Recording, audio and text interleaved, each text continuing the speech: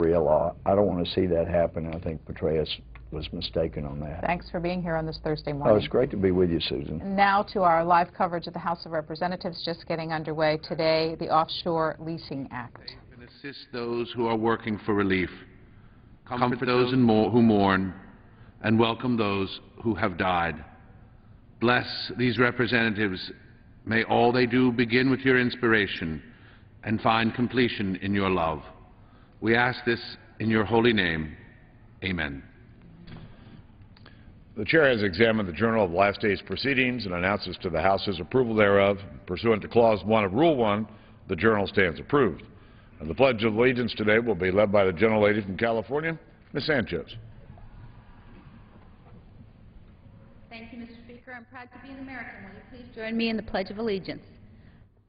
I pledge allegiance to the flag of the United States of America and to the republic for which it stands, one nation, under God, indivisible, with liberty and justice for all.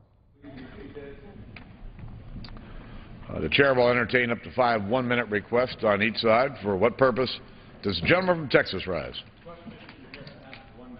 Without objection.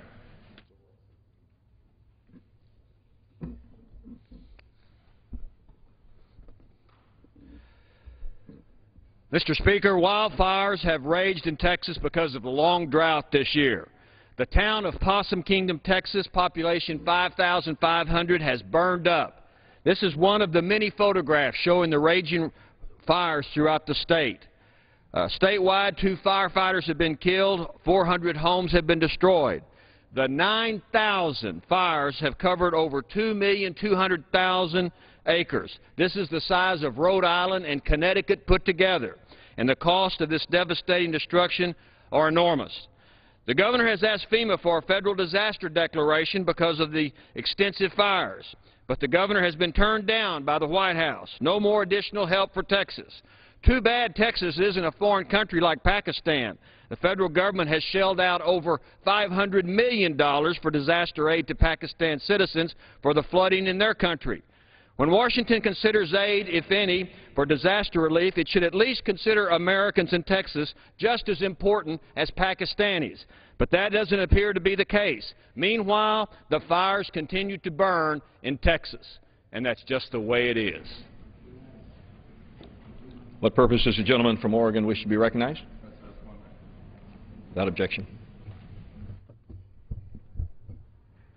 American families, small businesses are being crushed by $4 a gallon gas at the pump. Now, the Republicans tell us, oh, it's plain old supply and demand. Drill here now and fast in the future, and that'll solve the problem. Well, actually, supply's up. U.S. crude inventories are 12.6 million barrels over the 5-year average, and demand is down. So what's really going on? Well, it's big oil and it's Wall Street. Goldman Sachs, no one less than Goldman Sachs, said that the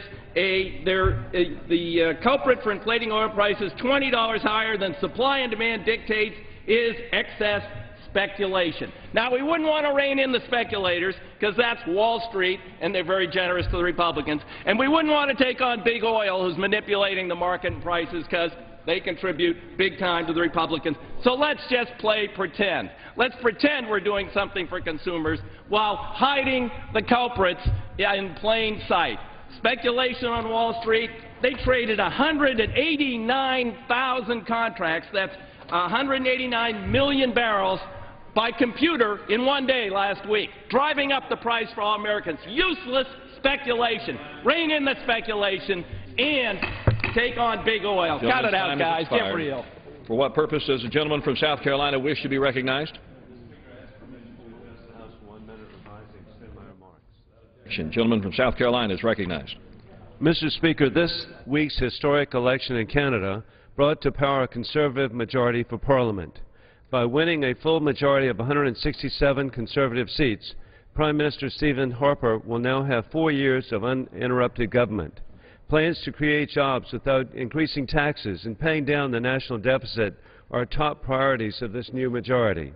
The relationship of Canada and South Carolina has been strong for many years. This year marks the 50th annual Canadian American Days Festival at Myrtle Beach, which celebrates the partnership between our citizens. We welcome Canadian vacationers.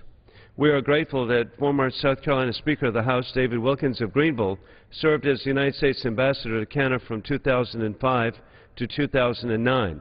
Canada is our leading trade partner, which I know firsthand and appreciate, with Michelin Tire Corporation of Lexington producing earth mover tires for recovery of oil sands resources in Alberta. In conclusion, God bless our troops, and we will never forget September 11th and the global war on terrorism. For what purposes does the gentlelady from California wish to be recognized? Gentlelady from California is recognized for 1 minute. Thank you, Mr. Speaker. I rise today in observation of Teacher Appreciation Week, which commenced on May 2nd and will end tomorrow. It's not only appropriate to recognize our hard-working and dedicated educators, it is necessary.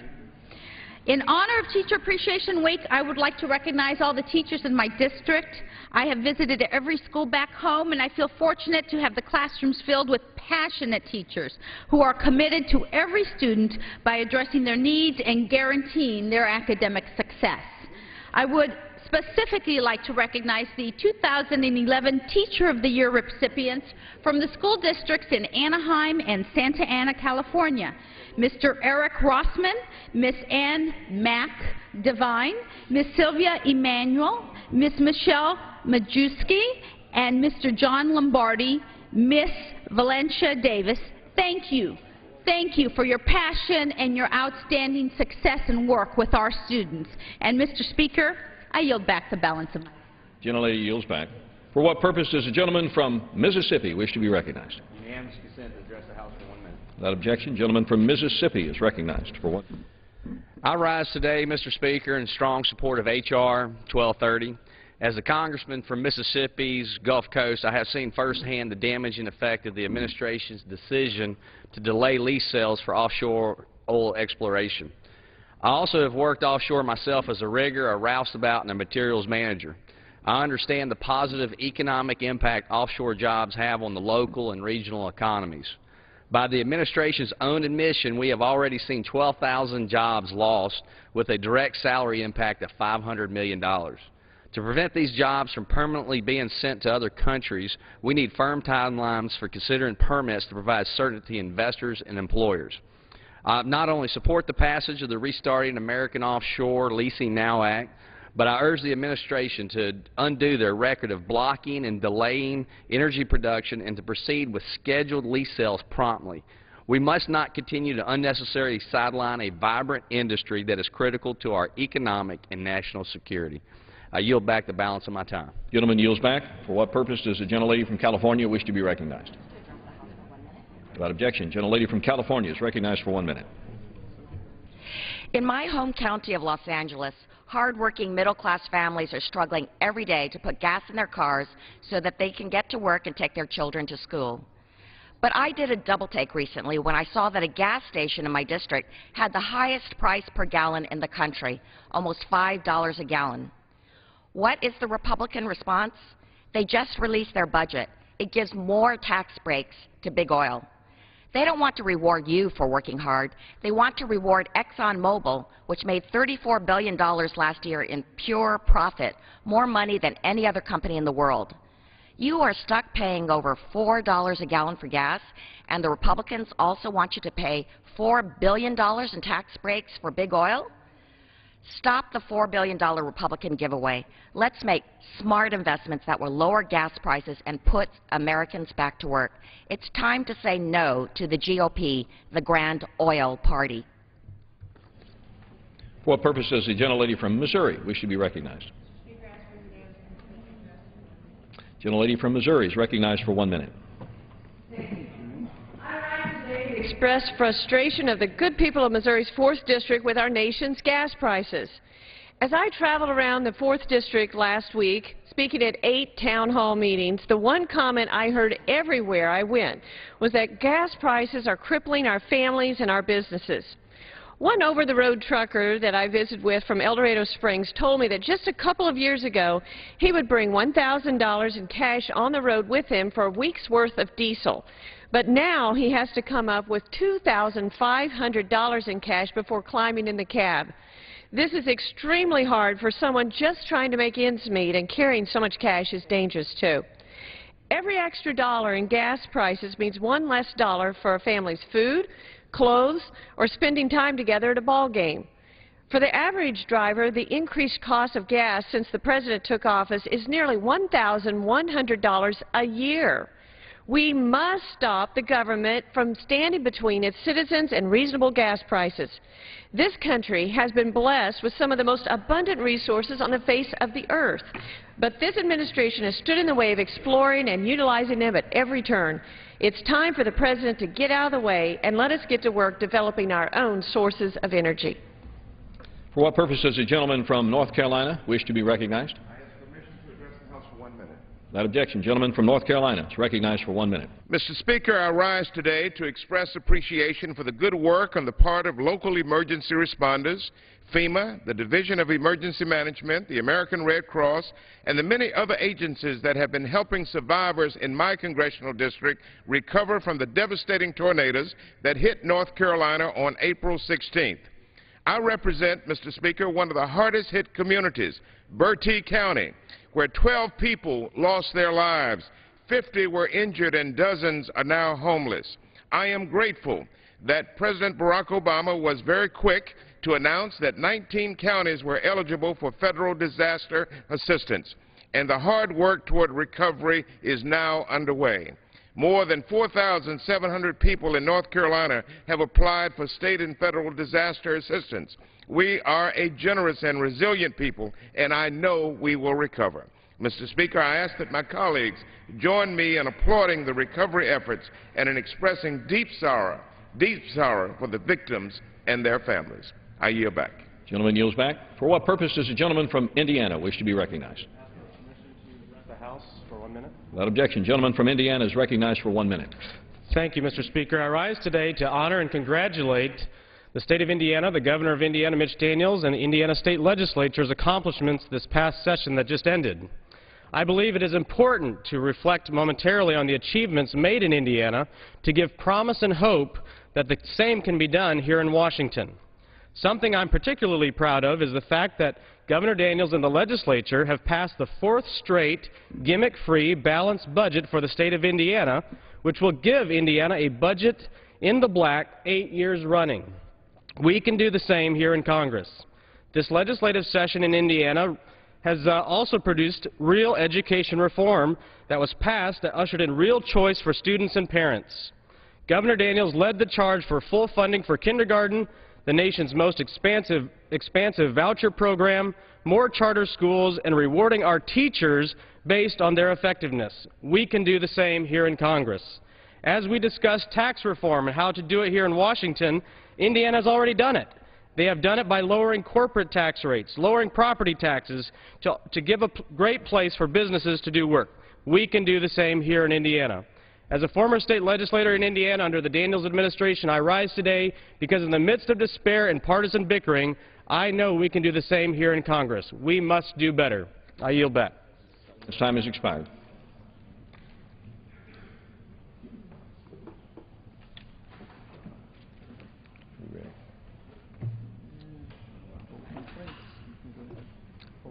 For what purpose does the gentleman from Utah wish to be recognized?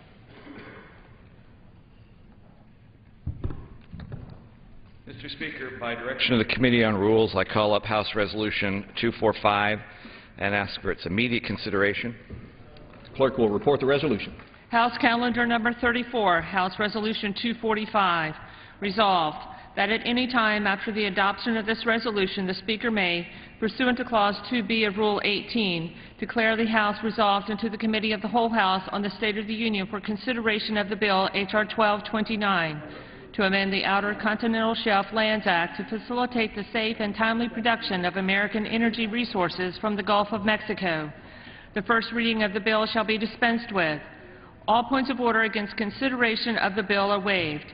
General debate shall be confined to the bill and shall not exceed 1 hour, equally divided and controlled by the chair and ranking minority member of the Committee on Natural Resources.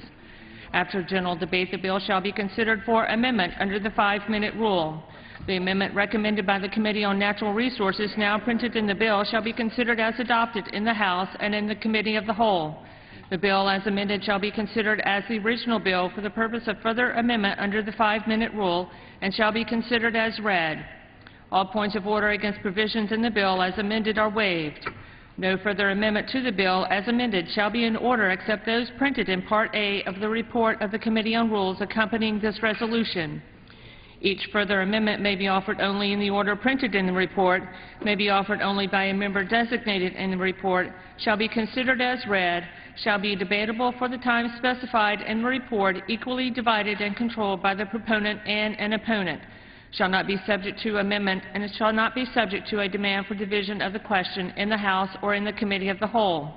All points of order against such further amendments are waived. At the conclusion of consideration of the bill for amendment, the committee shall rise and report the bill as amended to the House with such further amendments as may have been adopted. The previous question shall be considered as ordered on the bill and amendments thereto to final passage without intervening motion except one motion to recommit with or without instructions. Section 2.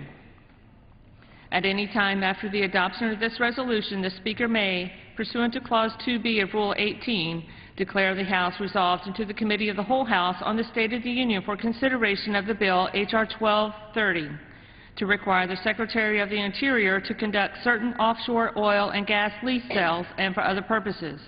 The first reading of the bill shall be dispensed with. All points of order against consideration of the bill are waived. General debate shall be confined to the bill and shall not exceed 1 hour, equally divided and controlled by the chair and ranking minority member of the Committee on Natural Resources. After general debate, the bill shall be considered for amendment under the 5-minute rule. The bill shall be considered as read. All points of order against provisions in the bill are waived. No amendment to the bill shall be in order except those printed in Part B of the report of Committee on Rules accompanying this resolution. Each such amendment may be offered only in the order printed in the report, may be offered only by a member designated in the report, shall be considered as read, shall be debatable for the time specified in the report, equally divided and controlled by the proponent and an opponent, shall not be subject to amendment, and shall not be subject to a demand for division of the question in the House or in the Committee of the Whole. All points of order against such amendments are waived. At the conclusion of consideration of the bill for amendment, the committee shall rise and report the bill to the House with such amendments as may have been adopted. The previous question shall be considered as ordered on the bill and amendments thereto to final passage without intervening motion except one motion to recommit with or without instructions. Section 3. In the engrossment of H.R. 1229, the clerk shall, 1. Add the text of H.R. 1230 as passed by the House as new matter at the end of H.R. 1229. 2. Conform the title of H.R. 1229 to reflect the addition of H.R. 1230 as passed by the House to the engrossment. 3. Assign appropriate designation to provisions within the engrossment. And 4. Conform cross-references and provisions for short titles within the engrossment. Gentleman from Utah is recognized for 1 hour. Thank you, Mr. Speaker. For the purpose of debate only, I yield the customary 30 minutes to the gentleman from Colorado, Mr. Polis, pending which I yield myself such time as I may consume. During consideration of this resolution, all time yielded is for the purpose of debate only. Mr. Speaker, I also ask unanimous consent that all members have 5 legislative days to revise and extend their remarks. Without objection, gentleman is recognized. House Resolution 245 provides for consideration of 2 very important bills, H.R. 1229, the Putting the Gulf of Mexico Back to Work Act, and H.R. 1230, the Restarting America Offshore Leasing Now Act, each under a structured rule. With many amendments, all of which are Democrat amendments, having been made in order, this is a very fair and very structured and very fair rule. I commend the sponsor of the 2 bills, the chairman of the Natural Resources Committee, Mr. Hastings of Washington, for his leadership in bringing both of these bills to the House. H.R. 1229 is the bill that goes to the heart of the bureaucratic delays, which are preventing approval of drilling permits within the Gulf of Mexico, and it modifies the standards and procedures governing federal leases and permits in order to streamline the process, making development of these domestic resources a reality instead of the status quo of paying lip service to drilling and then stifling drilling through bureaucratic inaction. H.R. 1330 is a bill that would direct the sale of oil and gas leases within the Outer Continental Shelf, reversing a failed administration policy of canceling and delaying those processes. Mr. Speaker, over the last 2 years, many Republicans have come to this floor and have sung the same refrain of "Show us the jobs." It was indeed a nice song and a catchy tune, so catchy that the minority of today seems to have been picking up on that kind of song as well. I don't expect to hear that today, or at least we ought not to hear it today, because the two bills before us in this rule are real bills that create real jobs for people. Unlike the bills we have seen over the past couple of years, which have led us to a situation where today there are twice as many workers in the government as there are in all of manufacturing in this nation, which is an exact reverse of the situation this nation was in 1960. These are not going to be government jobs which attack the taxpayer and suck the money out of their wallets to fund them. These are going to be real jobs that grow private sector, that expand the economy, that provide wealth, and will provide actually millions of new government revenues coming into this country. The situation we find ourselves today with regard to energy is one that is detrimental to everybody.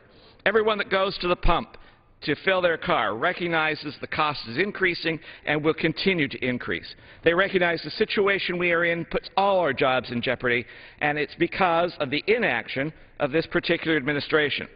The President has continually said that he wants to do action to move forward to develop American energy, but the actions of his administration have quite frankly failed to meet the rhetoric of the administration. The problem has always been a fundamental flaw in our nation's energy plan. Last May, the Deepwater Horizon accident occurred, which was a tragedy, and we must thank all of those who helped to solve that particular problem. But unfortunately, the administrator's response to that tragedy has turned it into a catastrophe, and one which destroys jobs. Immediately, a moratorium on all sorts of development was put into place. Prior to that moratorium being put into place, there were 52 approved and pending permits. That moratorium was lifted in October, but of those 52, only 10 permits have been issued since that time. 2 of them are new in Deepwater, and 8 of the 52 that were originally done. That means there are over 40 still approved, still stalled in what has become a de facto moratorium, caused by foot-dragging of this administration at what one columnist said is moving at a glacial pace. More rigs have left our shore, 12, to go to other places in the world where they are welcome and they are developing energy sources, where they don't have to face the red tape and the foot-dragging that have actually been approved by this administration. Perfect example is Seahawk Drilling, a company that had over 500 jobs, 20 rigs, that went into Chapter 11 bankruptcy, and the president of that country stated only one reason for that bankruptcy and those loss of jobs. It was the de facto moratorium of inaction done by this administration on this area. 2008, in a response to an arbitrary drilling ban that was lifted by both the President and Congress, it created a 5-year plan. Virginia was supposed to start the exploration process in 2011, but the Secretary of Interior delayed that till 2012, and then later delayed all exploration on the Atlantic coast until after 2017. In the Gulf of Mexico, 2 others sales were canceled and moved not from this year when they were supposed to begin, but once again into next year.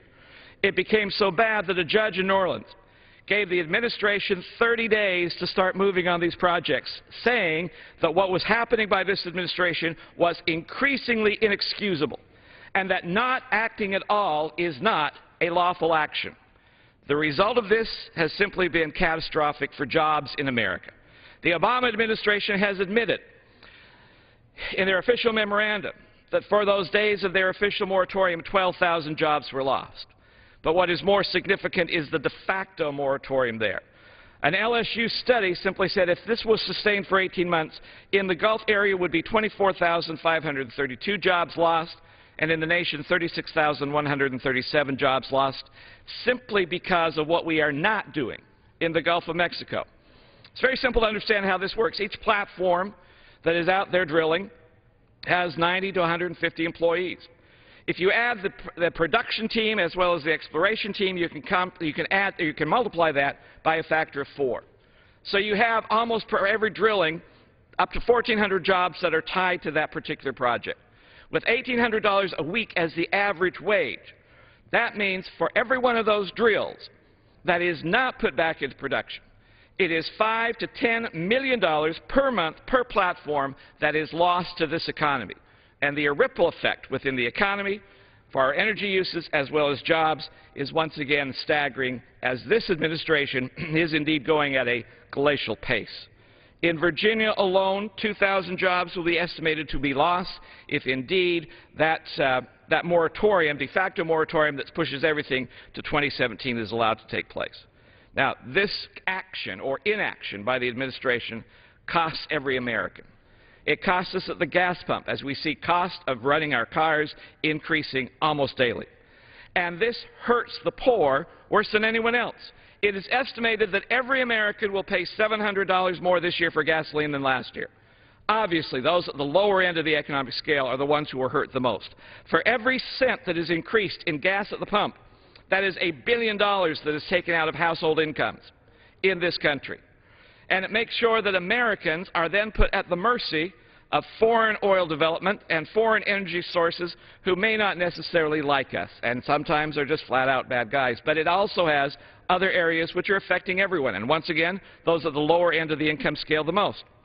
For every dime that diesel goes up, that is $400 million that is added to the agricultural industry that is packed on to what we eat in our food prices. You have to have oil for fertilizer. As that goes up, the cost of fertilizer goes up. The cost of running machinery goes up. The cost of food goes up. Pharmaceuticals, plastic. If you go into the emergency room, everything that's not metal has some element of oil that developed it. And all of those are increasing. Now, there's only two ways that we can handle this situation. First, you can go with the old concept of supply and demand and simply increase production, which is what these two bills are trying to do. Or you can go to the approach that this administration seems to be asking us to do, which is to cut our standard of living, accept gasoline prices at the European level, and beg Saudi Arabia to be nice to us, to put our futures in the hands of OPEC, and then amazingly saying we could also solve these problems simply by taxing oil companies at a higher rate.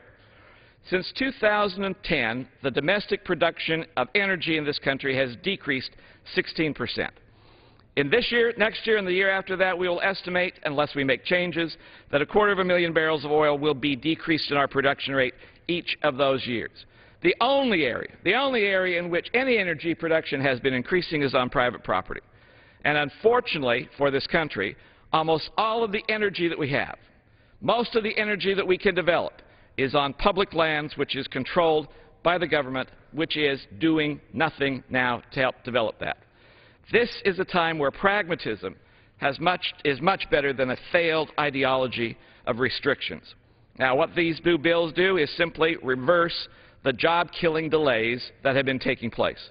In 1229, it reforms the law to require leaseholders to receive permits to drill before they start drilling, and it will do it for the first time by law, not simply by a regulation. It demands the Secretary of Interior conduct and approve safety reviews, once again for the first time in history. But more importantly, it ends the de facto moratorium by demanding prompt guidelines and action. It says that the Secretary of Interior will have 30 days in which to deal with these issues, and then can have up to 2 15-day extensions, a total of 60 days to do the review. Now, while that may seem to some as a quick path, it's not when you look at the history of what has been done. Before the moratorium went into effect, it was taking 5 to 15 days to do the drilling leases and permits. One company was done in 9 days, just recently. What is the problem is that most of these are simply not being done simply because of inaction. It also says for those that were approved prior to the May 27th moratorium, you got 30 days to get them going again. This is plenty of time to do the work. It also does something else for the first time, but provides an expedited hearing process so that legal rights are not lost, they are protected, but you will not go back into a concept of a never-ending lawsuit moratorium. In 1230, the bill says that recognizes that this year will be the first time since 1958 that we have the possibility of no offshore lease sales. And it wants to reverse that action to proceed promptly with the 5-year plan, so that things, for example, in Virginia will be in effect within 1 year. And those that were scheduled in the Gulf can be done within 1 year of the passage of this bill. This bill simply will create billions in Federal Reserve revenues coming in, and it will create billions in our economy, and it will create jobs. I hate to say this, but under President Obama, the cost of energy has skyrocketed. The administration has actively blocked and delayed energy production. It's cost jobs. It's raised energy prices. It's made the United States more reliant on unstable foreign countries for our energy. Through the American Energy Initiative, this House is actively working to increase American energy production, to lower gas prices, to create American jobs, to generate revenue to help reduce the deficit, and to decrease our dependence on foreign energy. The United States government has had a long history of sporadic attempts to respond to oil and gas prices. Usually, we have missed the mark. But unfortunately, oil is still the lifeblood of the world and will be for most of our lives. That is why 70 countries and 31 states in the United States are involved in the process. Prices are influenced by the signals that are given by worldwide circumstances and also by government policy. These two bills are the first of several signals that this House wants to send to the world and to the economy that says our goal should be to come as close to economic and energy self-sufficiency and independence as possible.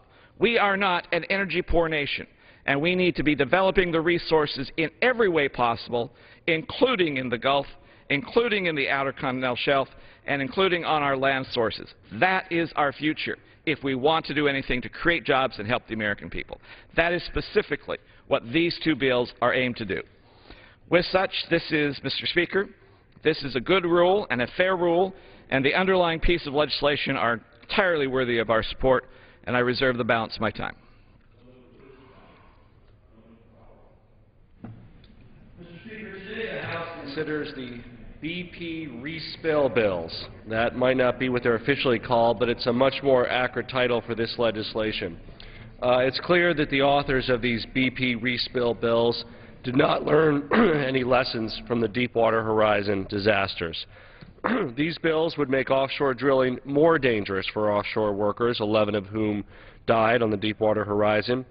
These bills would make offshore drilling more dangerous for the environment, which was coated with 4.1 million barrels of oil along the Gulf Coast and is killing fish and wildlife in the area to this day as a result of BP's recklessness. These bills would make offshore drilling more dangerous for our national security because they reinforce the complete myth that America can somehow drill our way out of dependence on oil. And these bills are more dangerous for the economy, risking destroying fishing and tourism jobs in affected areas. But one thing these bills do not do is make filling up at the pump any more affordable at all for American families. According to the American Petroleum Institute itself, the main advocacy group for oil interests, even if we opened all federal land to oil drilling, including offshore areas, including Alaska's wildlife refuge, and all federal land that isn't a national park, they can't even say that it would reduce gas prices or oil prices.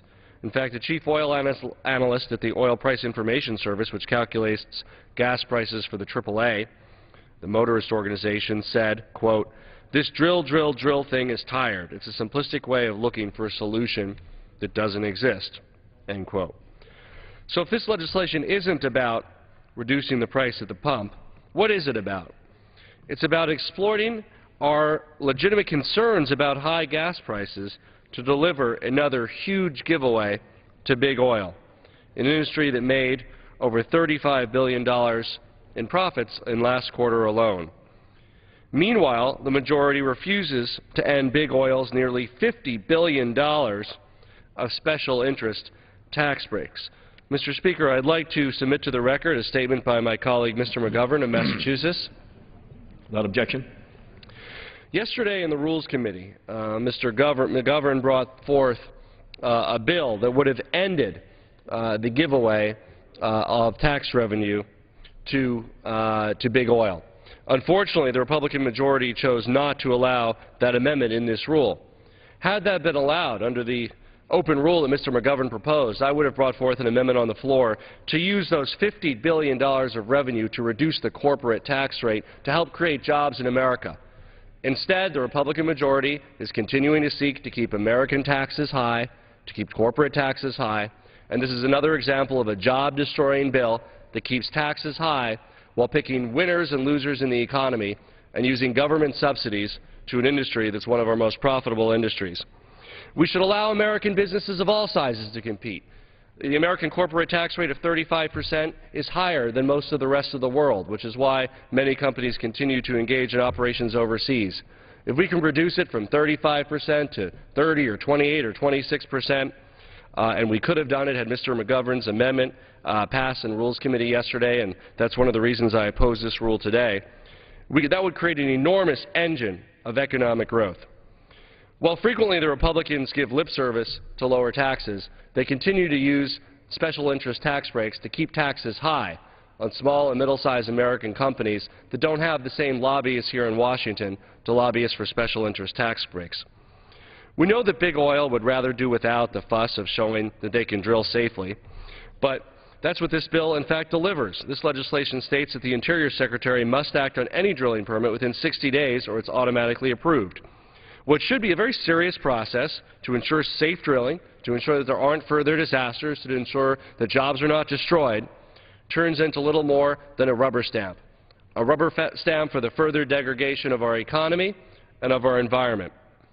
The second bill this rule makes in order claims to restart the process of issuing oil and gas leases. Now, what the majority is doing in this is essentially validating what the administration has already done.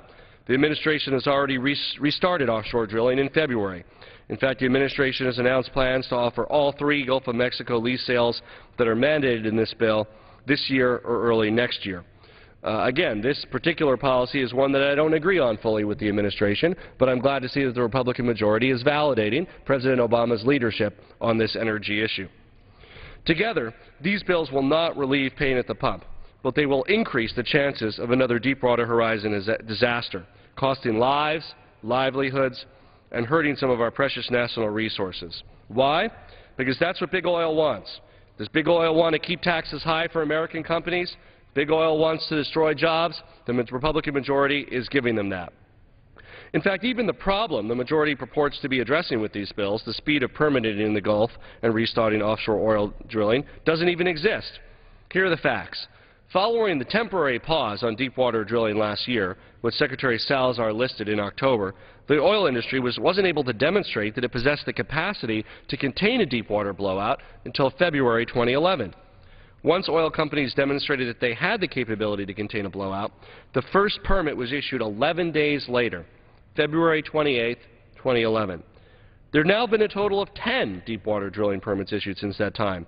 In addition, there have been 39 shallow water permits approved since last October, matching the number from before this bill. Let me repeat that, matching the number of permits from before this bill. If anything, the majority, by acting through this bill, is effectively congratulating the administration on its leadership for speedily approving permits. In addition, in the Gulf region, the number of jobs that depend on tourism and fishing is 5 times the number of jobs related to the oil and gas industry. Gulf jobs related to oil and gas and other resource extraction total about 154,000. The total number of jobs for tourism and fishing are 777,000 jobs. So with this bill, the majority is putting at risk those 777,000 jobs for the benefit of the 154,000. We should not put them at risk just to make the permitting process easier for big oil to exploit. Passage of these bills is not good for the Gulf Coast economy or its ecology, although it is best for big oil. Again, while I appreciate the Republican majority's efforts to validate the leadership of President Obama on energy issues, this rule could be a lot better. Rather than keeping corporate taxes high, we could help make America more competitive by reducing corporate taxes and helping making American businesses more competitive, including in the critical tourism and fishing industries in the Gulf Coast. I reserve the balance of my time. Gentleman reserves the balance of his time. Gentleman from Utah. Thank you, Mr. Speaker. Let me just make a couple of very quick points, if I could. Once again, the purpose of these two bills is to start our process going towards the Americans having adequate energy supplies to live their lives. And it's one of the things that you either increase production or you try to cut back. Our goal is to increase the production. The idea that what we are doing is in some way making safety less significant is silly. There are new safety rules that have been in place. They are ready. They are prepared. They are ready to go forward. The myth of subsidies to big oil is one of the things also that we need to talk about. Because even my fellow Democrats have admitted that the President's plan to push and tax hike energy taxes does result in the loss of American jobs and higher taxes on independent oil and gas companies. I love the fact that we always spin things by talking about big oil. But the nonpartisan PolitiFact.com noted that a majority of U.S. oil production comes not from the biggest multinational oil companies, but from independent firms. American production activities are dominated by these independent producers, who drill 95% of the nation's natural gas and oil wells, accounting for as much as 67% of the total U.S. natural gas and oil production. Often we try to find some kind of straw man in which to attack, and the idea of big oil is one of those easiest ones to do. But when reality, if those tax hikes were going into place on production, you would not be hitting the big oil companies. You're going to be hitting small companies, which have 100 or fewer employees, not only offshore but on the shore as well. That is the attack. I'm sorry. I am not validating President Obama's leadership in this issue. To me, leadership means you do something. Inaction is not leadership. It's not the government picking winners and losers. What this administration is doing by the de facto moratorium, the inability to move forward on these issues, is simply picking losers. Losers in the field, losers for America, losers in jobs. And that is wrong. This tries to get us going ahead in an area and a way in which we can do it, we should do it, we have the capability of doing it. All we simply need to do is do it. I reserve. Reserve. Gentleman from Colorado. Thank you. I yield 2 minutes to the gentleman from Rhode Island, Mr. Cicilline. Gentleman from Rhode Island is recognized for 2 minutes. I thank the gentleman for yielding. Mr. Speaker, I rise today in opposition to this rule because my constituents in the state of Rhode Island can no longer wait for action to reduce the price of gas at the pump. And this bill does nothing at all to address this issue today. Just last week, the price of gasoline shot up to more than $4. And as we all know, this is an increasingly familiar story for states all across this nation, hurting families and small businesses. And it really underscores what I heard from my own constituents, hundreds of men, women, and families all throughout Rhode Island in recent weeks. We have got to find immediate solutions to lower the price of gas. But the legislation before us this morning calling for domestic drilling will not provide the short-term relief that's needed right now. At the same time, it will make drilling more dangerous for our environment, for our economy, and for our national security. My friends on the other side of the aisle have refused to take up the recommendations of the independent commission convened after the Deepwater Horizon oil spill, and instead continue to fight to protect big oil and continue to fight to protect subsidies while the American people are struggling with higher gasoline prices. We've got to find solutions to lower the cost of fuel now. We've got to find solutions and ways to end the $4 billion in tax breaks that pad the profits of big oil. And the way to do that, Mr. Speaker, is to bring legislation already drafted, already introduced to the House floor for a vote immediately that would address the issue of the rising cost of gas. Legislation to release oil from the Strategic Petroleum Reserve and legislation aimed at preventing big oil from engaging in price gouging schemes which drive up the price of oil at the pump would go much further than anything that's in this bill and would help to ease the pain at the pump that American families are experiencing. We need to do those two things, end the subsidies, and begin to address this urgent problem now and stop taking measures that continue to advance the interests of big oil rather than the American people. I thank the gentleman and yield back the balance of my time. Gentleman yields back his time. Gentleman from Utah. For the moment, I'll reserve my time and enjoy the spin. Gentleman's time is reserved. Gentleman from Colorado. Thank you. I'm proud to yield 2 minutes to the gentleman from Oregon, Mr. Blumenauer. Gentleman from Oregon is recognized for 2 minutes. Thank you, Mr. Speaker. I rise in strong opposition to this rule and the underlying bill. We all understand the desire to do something about high gas prices, and we all sympathize with families in this economy who are struggling with $4 a gallon gasoline. But these bills will do nothing to provide American families with relief. They could threaten coastal ecosystems and the millions of Americans who rely on them. It's been a year since we watched the horror in the Gulf Coast. We found that the agencies who oversee offshore drilling and the oil companies that engage in it were not prepared for the disaster, and Americans will be paying for that for years. The administration has taken a number of steps to prevent future spills. Unfortunately, these bills undermine that progress, making drilling less safe. Instead of pretending as one of these terrible environmental disasters just never happened, Congress should implement the recommendations of the Oil Spill Commission. And we should be pursuing legislation that will reduce our dependence on oil by investing in things that give American commuters choices in terms of more efficient vehicles, transportation alternatives, alternative fuels. This bill, fortunately, will never be enacted into law, but I'm disappointed that the Rules Committee did not make an order any of the amendments to repeal unnecessary tax subsidies to the oil industry. At a time of record profits, it's adding insult to injury that billions of dollars are going to flow to the largest oil companies and make no difference to the consumer, no difference in the production of oil. It just adds to the bottom line of these international corporations. I hope that at some point the House will be able to deal with these subsidies, which even our Republican Speaker recently said should be examined. And I've had legislation ready to go for months now, and I hope it gets a chance to be voted on this floor.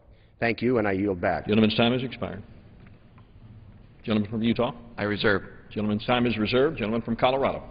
Thank you, Mr. Speaker. With regard to the subsidy issue, the simple fact of the matter is that the Republicans are not for free markets.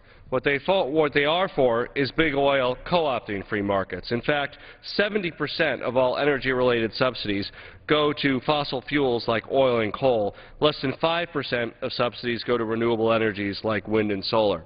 The gentleman from Utah pointed out that many of these subsidies help small drillers.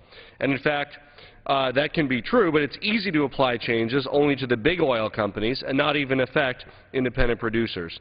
There's simply no excuse not to end this corporate welfare, which keeps taxes for all Americans who pay their taxes artificially high. In fact, at the same time that BP was reaping sizable tax benefits from leasing the Deepwater Horizon rig, it turned out that the company was using a tax break for the oil industry to write off 70% of the rent for Deepwater Horizon. That tax subsidy cost American taxpayers $225,000 a day since the lease for Deepwater Horizon began. And that's just one example of many. I also want to address some misperceptions regarding President Obama's policies regarding oil resources. The Obama administration is allowing, on average, more drilling than the Bush administration did. In fact, the Obama administration approved more leases in 2010 than the Bush administration did in any year except one of his presidency. Again, in moving forward and reissuing permits, which the administration has already begun to do, this bill helps validate President Obama's leadership on this issue. The real issue at hand are the subsidies that the industry continues to receive. As long as we continue a policy of using taxpayer dollars to artificially pick winners and losers in the economy, the winner here being big oil, the loser being American taxpayers, we will continue to hurt energy security, destroy jobs, and continue to put our environment at risk. I reserve the balance of my time. Gentleman reserves of time. Gentleman from Utah. I yield the 3 minutes to the gentleman from Louisiana. Gentleman from Louisiana is recognized for 3 minutes. I thank the gentleman, Mr. Bishop, and thank you, Mr. Speaker. I'm from Louisiana, and of course, these leasing issues, the issues of drilling, oil production, are very important to my state. and certainly any issue with regard to oil spills affect my state the most in the last year or so because of the Deep Horizon. But here's the point I want to make. The President has said that oil production in the United States and offshore in the Gulf is the highest it's ever been. When I asked Secretary Salazar in the Natural Resources Committee, he said the same thing. Then I asked Mr. Bromwich, and he gave the same answer. The truth is, Mr. Speaker, that the oil production off the Gulf of Mexico peaked at 1.7 million barrels a day, and it is now down to 1.5 million barrels a day, and in the next year it will decrease by another 225,000 barrels a day. And even if we restore drilling permits at the level they've been previously, it will continue to decline over the next several years. So I think we can ill afford, Mr. Speaker, at a time when our gas prices continue to go up, to continue this activity that we have, this ruse, where we have a slowatorium off the Gulf of Mexico. I think we're up to about 12 permits in the deep water at this point, and I was speaking with a gentleman, an expert on this yesterday. He said that we normally pace about 40 or 50 permits per year. So that means that we're at a fraction of what the actual permitting process would normally be in the best of times. Now, some would say, well, we haven't proven that it's safe. Well, if that's true, why is the administration releasing permits? Obviously, that is proof that the administration is comfortable that we can again drill in the deep water off the Gulf of Mexico. So I say today that with America being at gas prices that will soon approach $5 a gallon, and the USGS now saying that we now have more coal, natural gas, and oil than we've ever thought we would have, really more than any other country in the world, including Russia, and many more times than what Saudi Arabia has. 1.3 trillion barrels of oil equivalent if you add coal, natural gas, and oil. Why in the world are we pulling back on the exploration and production of these vital resources that we have? And I'll also say in summary, I'm from the 4th District of Louisiana, where natural gas, that'd be fine. Yield an additional 30 seconds. I'm from the 4th District of Louisiana. Thank you, Mr. Speaker. I thank the gentleman. Where we have a veritable Saudi Arabia of natural gas in my district.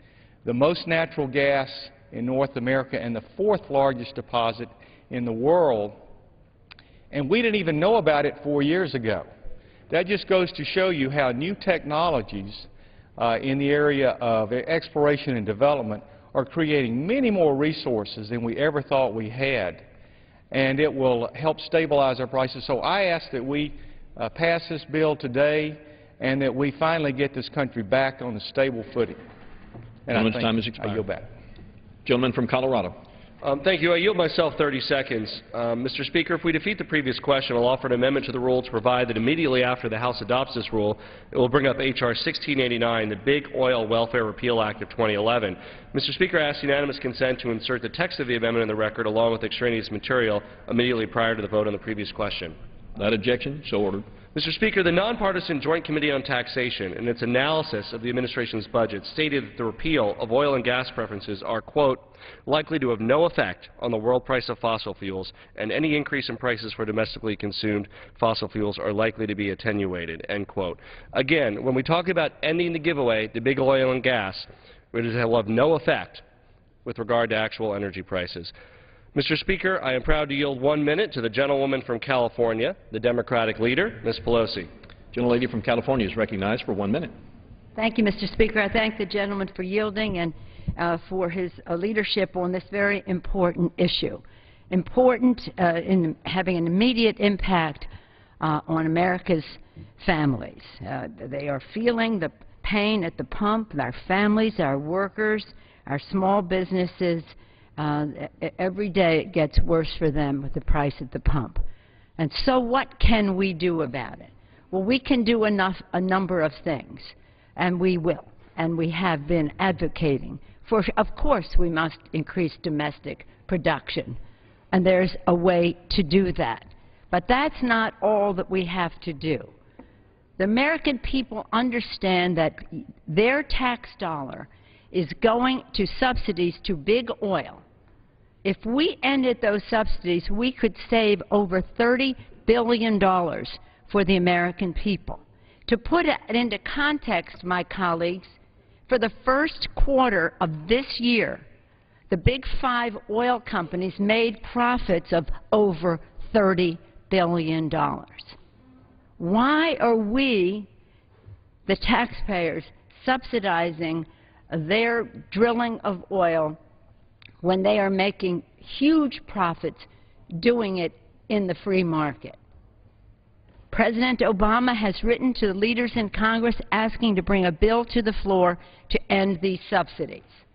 I have written to Speaker Boehner asking him to do so. He has said the oil companies should pay their fair share. Mr. Ryan, the chair of the Budget Committee, has acknowledged that in his own district. And yet, in the budget that is proposed by the Republicans, big oil still gets a big subsidy from the taxpayer.